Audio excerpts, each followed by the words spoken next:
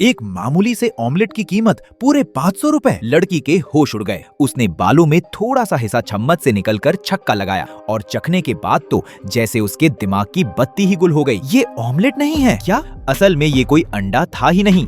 ये तो आम, पैशन फ्रूट और ऐसा ही 5 अलग फल, थोड़ा विदेशी शराब और ठंडे नारियल पानी का एक कमाल का मेल था, जिसे 4 एग फ्लाइंग एग का नाम दिया गया था। अभी आ फेंग हैरत में था ही कि उस औरत ने 2 गमले लाकर सामने रख दिए। ऐसा नजारा उन दोनों ने पहले कभी नहीं देखा था। फिर उसने गमलों पर गर्म पानी डाला और देखते ही देखते पौधे ऐसे बढ़ने लगे जैसे जादू हो रहा हो। हमें औरत ने इसे ग्रोइंग सैलेड बताया और उनका मजाक उड़ाते हुए कहा कि उन्हें दुनिया की कोई समझ नहीं है। आ फेंग से ये बेइज्जती बर्दाश्त नहीं हुई। उसने गमला उठाया और सीधा किचन की तरफ लपका। मैं यहाँ खाना खाने आया हूँ, तुम्हारा जादू देखेंगे नहीं। लेकिन वहाँ खड़ा हेड शेफ पॉल खामोश रहा। उसने फ्रिज से एक महंगा A5 वाग्यू बीफ का टुकड़ा निकला। साफ था कि मुकाबला शुरू हो चुका है। दोनों की नजरें मिली और किचन का माहौल एकदम गर्म हो गया। ए फेंग ने पास रखे थर्मामीटर पर एक नजर डाली और चाकू उठाए ही बिजली की रफ्तार से प्याज काटने लगा। पलके झपकते ही प्याज कट गईं और गर्मा गर्म तेल में जा गिरे। साथ ही साथ आ फेंग ने बीफ के लंबे स्ट्रिप्स काटे।